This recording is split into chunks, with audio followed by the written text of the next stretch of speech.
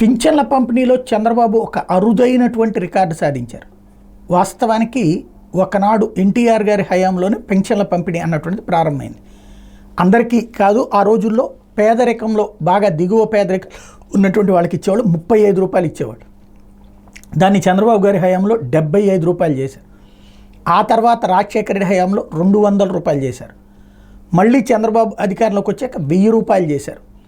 ఆ తర్వాత జగన్ పాదయాత్ర సందర్భంలో 2000 హామీ ఇచ్చినప్పుడు తనే ముఖ్యమంత్రిగా ఉన్నారు కాబట్టి ఎలక్షన్స్కి ముందే 2000 రూపాయల పెన్షన్ పంపిణీ అన్నటువంటిది ప్రారంభించారు, దాదాపు 3-4 నెలల ముందే. ఆ తర్వాత జగన్మోహన్ రెడ్డి 3000 నుంచి 250 రూపాయలు చొప్పున 5 ఏళ్లలో 4 సార్లు పెంచారు. 4000 దగ్గర, ఇదే 3000 దగ్గర ఆగింది. 2250 నుంచి 3000 రూపాయలకి రావడానికి 5 ఏళ్ళు పట్టింది.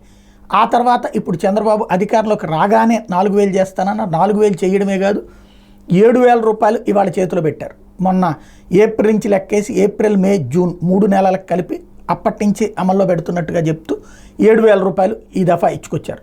టోటల్గా చూస్తే ఒక్క చంద్రబాబు గారి హయాంలోనే టోటల్ పెన్షన్ 2875 రూపాయలు పెరిగినట్టు.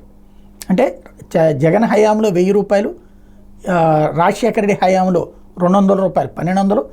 అంతకుముందు ఎన్టీఆర్ హయాంలో 35 రూపాయలు తీసేస్తే 1235 రూపాయలు పోతే ఈ 4000 రూపాయల పెన్షన్లో ఈ స్థాయి అన్నటువంటిది చంద్రబాబు మాత్రమే చేసినటువంటిది.